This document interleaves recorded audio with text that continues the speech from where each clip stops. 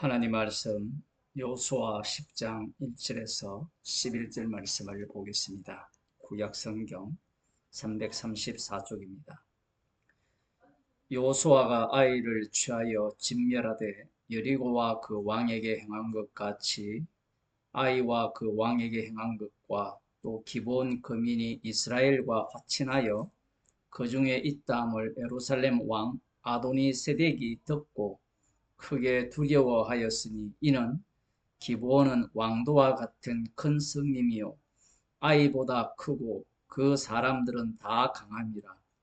예루살렘 왕 아도니세덱이 헤브론 왕 호암과 야르뭇 왕 비람과 라기스 왕 야비아와 에글론 왕 드빌에게 보내어 가로되 내게로 올라와 나를 도우라. 우리가 기브온을 치자. 이는 기브온이 요수아와 이스라엘 자손으로 더불어 화친하였음이니라 하매 이름으로 아모리 다섯 왕 곧 예루살렘 왕과 헤브론 왕과 야므롯 왕과 라기스 왕과 에글론 왕이 함께 모여 자기들의 모든 군대를 거느리고 올라와서 기브온에 대진하고 싸우니라. 기브온 사람들이 길갈 지인에 보내어 요수아에게 전언하되 당신의 종들 돕기를 더디게 마시고 속히 우리에게 올라와서 우리를 구조하소서. 산지에 거하는 아모리 사람의 왕들이 다 모여 우리를 치나이다 하매 여호수아가 모든 군사와 용사로 더불어 길갈에서 올라가니라. 때에 여호와께서 여호수아에게 이르시되 그들을 두려워 말라. 내가 그들을 네 손에 붙였으니 그들의 한 사람도 너를 당할 자 없으리라 하신지라. 여호수아가 길갈에서 밤새도록 올라가서 그들에게 갑자기 이르니 여호와께서 그들을 이스라엘 앞에서 패하게 하심으로 여호수아가 그들을 기브온에서 크게 도륙하고 벳호론에 올라가는 비탈에서 추격하여 아세가와 막게다까지 이르니 그들이 이스라엘 앞에서 도망하여 벳호론의 비탈에서 내려갈 때에 여호와께서 하늘에서 큰 등이 우박을 아세가에 이르기까지 내리우심에 그들이 죽었으니 이스라엘 자손의 칼에 죽은 자보다 우박에 죽은 자가 더욱 많았더라. 아멘. 이 아모리 다섯 왕 중에 예루살렘 왕이죠. 아도니 세덱이 이스라엘이 이 아이성과 여리고성을 차지한 것과 기브온이 이들에게 투항한 사실을 알고 난 뒤에 크게 두려워하였습니다. 크게 두려워했으면 우리 같으면 기브온처럼 이스라엘에게 항복하면 되지 않느냐라고 생각할지 모르지만 이 관람자의 입장에서는 그렇게 생각할 수 있어요. 그러나 우리 자신의 상황을 생각해 보면 이 나의 선택이 내 뜻대로 되지 않는다라는 사실을 알 수 있습니다. 두려움 속에 사로잡혔지만 이 두려움을 해소하는 방식은 연합군을 결성하여서 이 기본 거민을 먼저 치는 겁니다. 여호수아와 이스라엘 군사들은 그 진영은 길갈에 있기 때문에 이 아도니 세덱의 생각으로는 이들을 침으로 이제 이스라엘과의 싸움에서 유리한 어떤 위치를 차지할 수 있지 않겠느냐라는 생각을 한 거예요. 이러한 사실 속에서 이제 기본이 길갈로 사람을 보내어서 속히 우리를 도와서 이쪽으로 올라와서 저들과 싸워달라고 요청을 합니다.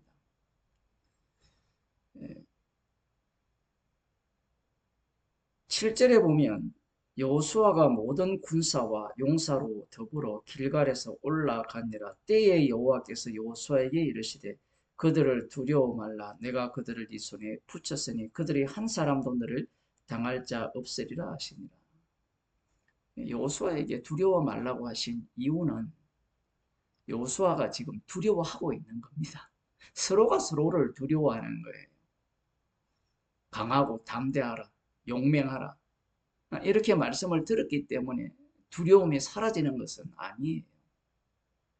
우리들은 자꾸 망상을 하는데, 말씀을 하셨으니까 우리가 두려움 없이 용감하게 담대하게 나아가야 된다라고 하는데, 두려움이 없다면 두려워하지 말라는 말씀을 하실 이유가 없습니다. 요수아도 두려움 속에 있었던 거예요. 그래서 여호와께서 요수아에게 두려워 말라, 그들을 네 손에 붙였으니 그들이 한 사람도 너를 당할 자 없으리라, 이렇게 말씀을 하셨습니다. 차라리 우리가 하나님이라면 기본 사람들처럼 이들 아모리 5왕이 한마음과 한 뜻으로 여호수아 앞에 와서 항복하는 게 좋지 않습니까? 그런데 하나님께서는 그렇게 일을 하지 않아요. 이들과 전쟁을 하게 하십니다. 그래야만 이들을 진멸하라는 하나님의 말씀이 말씀대로 이루어지기 때문에 그래요. 이스라엘의 전쟁은, 이 가나안 땅과의 전쟁은 하나님께서 말씀하신 것을 말씀대로 이루시는 것을 보여주기 위한 그러한 전쟁입니다. 이 전쟁에서 이스라엘이 승리를 하게 되는데, 11절 거기 하반절에 보면 11절부터 봅시다. 11절, 그들이 이스라엘 앞에서 도망하여 베토론의 비탈에서 내려갈 때 여호와께서 하늘에서 큰 등이 우박을 아세가에 이르기까지 내려오시며 그들이 죽었으니 이스라엘 자손의 글에 죽은 자보다 우박의 죽은 자가 더욱 많았더라. 처음부터 우박을 내려서 연합군을 결성하였을 때 이스라엘이 길갈에서 올라가기 전에 그들을 진멸해버리면 안 됩니까? 꼭 이스라엘의 칼을 빌려서 이 대적들을 쳐야 합니까? 그렇게 하셔야 돼요. 그렇게 하심으로 말미암아 하나님께서 이 약속의 땅, 아브라함에게 하신 그 맹세를 하나님께서 친히 홀로 이루심을 증명할 수 있기 때문에 그렇습니다. 신명기 8장 17절을 보면 또 두렵건대 네가 마음에 이르기를 내 능과 내 손의 힘으로 내가 이 재물을 얻었다 할까 하노라. 내 하나님 여호와를 기억하라. 그가 네게 재물을 얻을 능을 주셨음이니라. 이같이 하심은 네 열조에게 맹세하신 언약을 오늘과 같이 이루려 하심이니라. 재물에 대한 생각뿐만 아니라 전쟁에 대한 생각도 마찬가지죠. 칼로 이 적들과 싸워서 이기게 되면 인간 마음속에는 무슨 생각이 들까요? 우박을 내려서 하나님께서 우박을 내리게 하여서 우리의 이스라엘의 칼로 죽인 자들보다 더 많은 자를 죽이신 것을 목격하면서, 이야, 이 전쟁은 여호와께서 승리하신 전쟁이다 라고 생각한다라고 우리는 믿고 싶죠. 그런데 우리 자신을 보게 되면 우리가 한 일에 대해서 눈꼽만한 것도 부정하기를 싫어합니다. 그래서 하나님께서는 이 이스라엘 자손들의 마음을 아시기 때문에 이렇게 말씀하시는 거예요. 내 능과 내 손의 힘으로 내가 이 재물을 얻었다 할까 합니다. 마음속으로 이미 이러한 마음이 이스라엘 마음속에 자리를 잡고 있다라는 겁니다.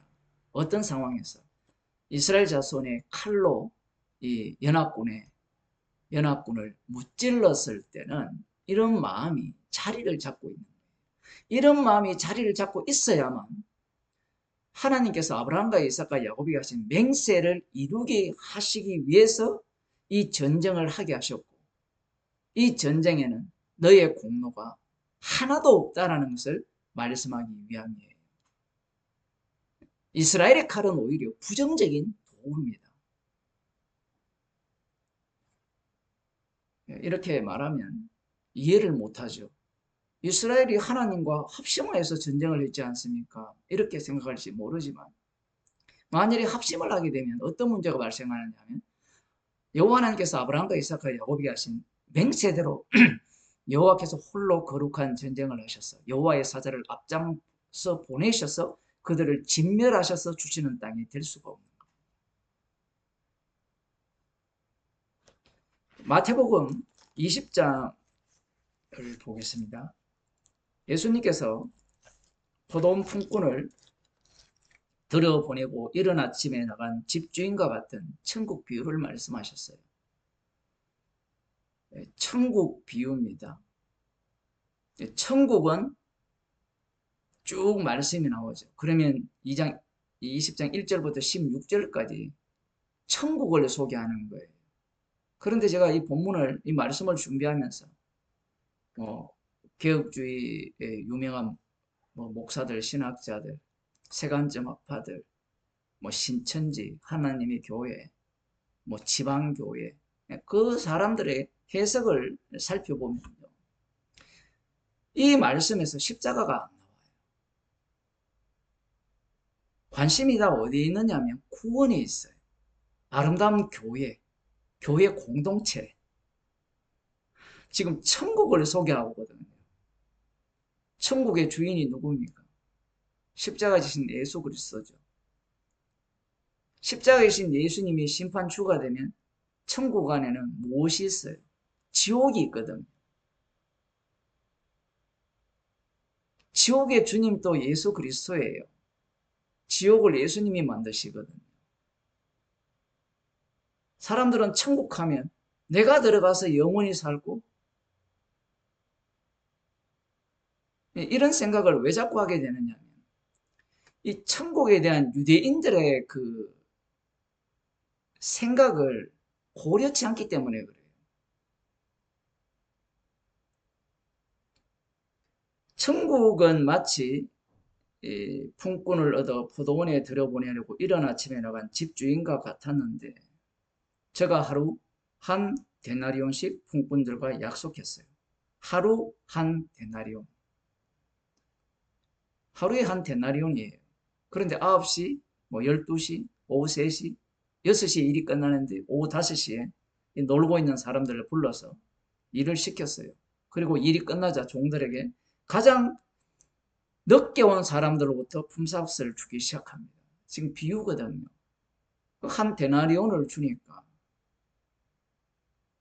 1시간 일한 사람이 한 데나리온이니까 머리가 빨리 돌아가겠죠. 그러면 10시간 일한 사람은 10데나리온을 받겠죠. 그런데 똑같이 주는 겁니다. 그러니까 이 먼저 온 사람들이 원망을 합니다. 왜 원망을 합니까? 종일 수고와 더위를 견딘 우리와 똑같이 1시간만 일한 사람에게 한 데나리온을 준다라는 거예요. 이게 불만이에요. 그러자 이렇게 말하죠. 친구여, 내가 네게 잘못한 것이 없노라. 네가 나와 한 데나리온의 약속을 하지 아니하였느냐. 하루에 한 데나리온이거든요.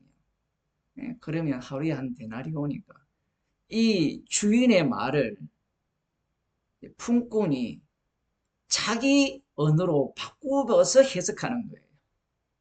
하루에 한 데나리온이니까 차라리 이 1시간만 일한 사람을 한 데나리온을 주지 말고 12시간을 일을 했으면 12분의 1을 주든지 그러면 불만이 없을 거잖아요. 문제는 주인의 언어를 자기가 갖고 있는 사고방식의 언어로 바꾸었다는 겁니다. 그러니까 불만이 나옵니다. 그러니까 자기가 주인 행사하는 겁니다. 지금 이 비유를 왜 말씀하시느냐 하면 마태복음 16장 이후에는 이 베드로를 말씀하시면서 그 신앙 고백과 함께 교회를 세울 것을 말씀하셨거든요. 16장 이후에는 교회 안에서 일어나는 사건들의 내용이라고 보시면 돼요. 들어왔는데 이 시간대 벌려 들어왔고 많이 일한 사람이 있고, 희한하게도 이 교회 안에는 많이 일한 사람이 불만을 갖는다라는 겁니다. 그 불만은 결국은 누구를 악하게 보느냐 하면 주인을 악하게 만드는 불만이에요.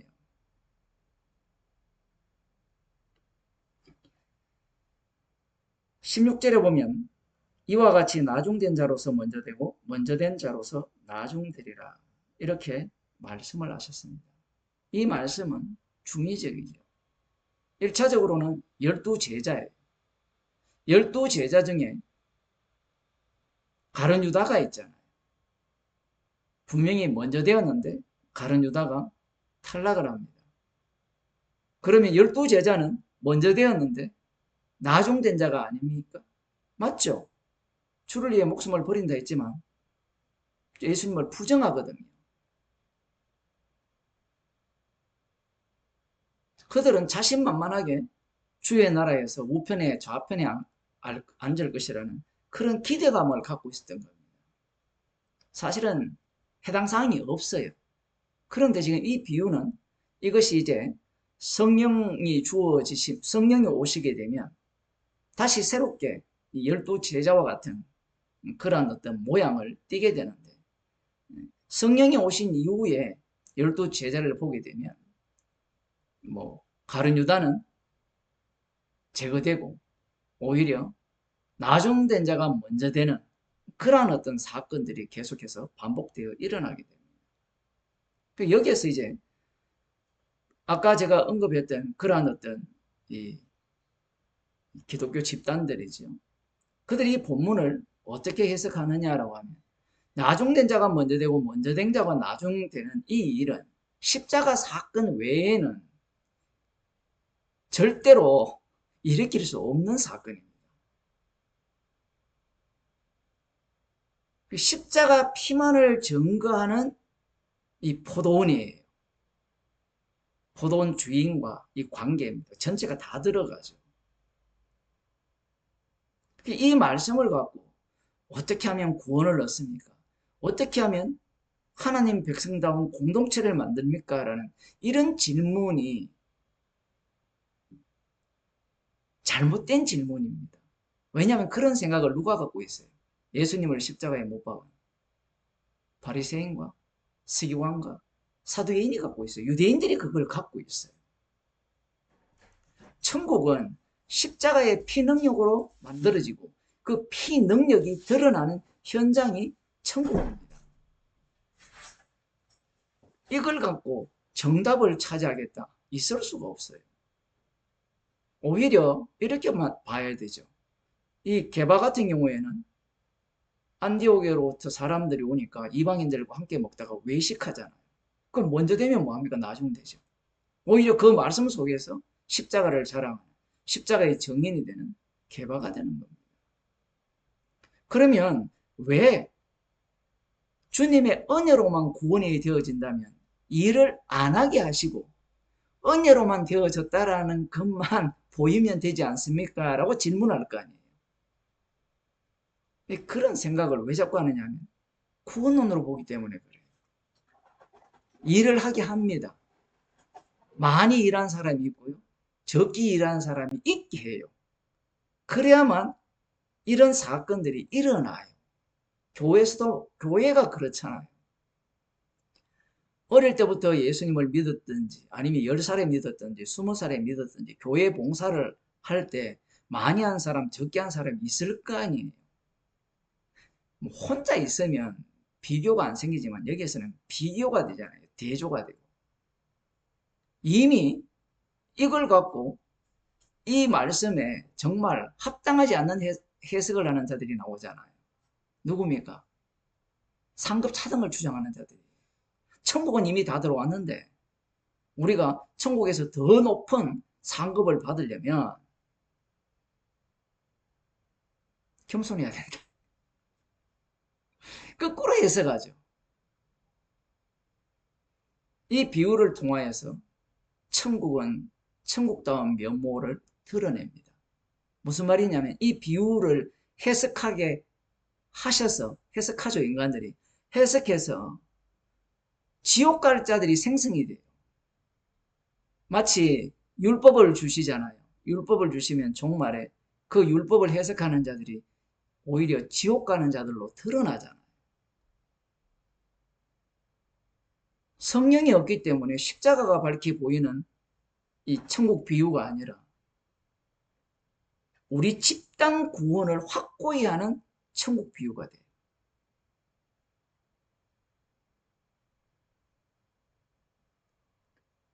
그래서 이런 본문들을 자기 집단이 천국 가는 이유라고 그런 증거로 이 본문을 해석합니다. 기존 교회가 먼저 된 자고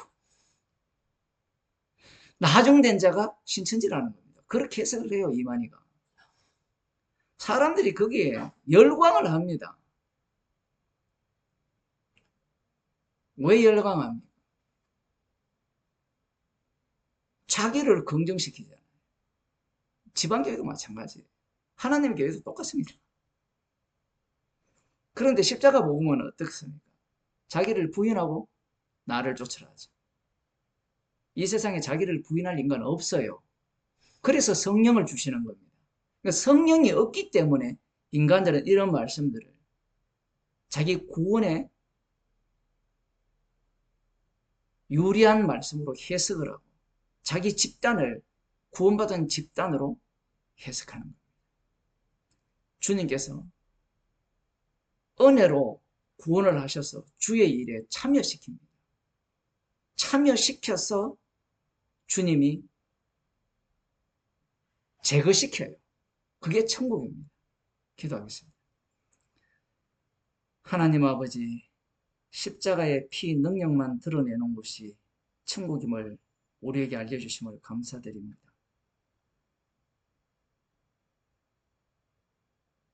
주님의 십자가의 피 공로만을 높이기 위하여서 주님이 부르셔서 주의 일에 참여케 하셔서 십자가의 피 공로만을 남기시는 그 현장으로 저희들을 인도하심을 감사하는 주의 백성이 되게 없소서. 예수님 이름으로 기도드립니다.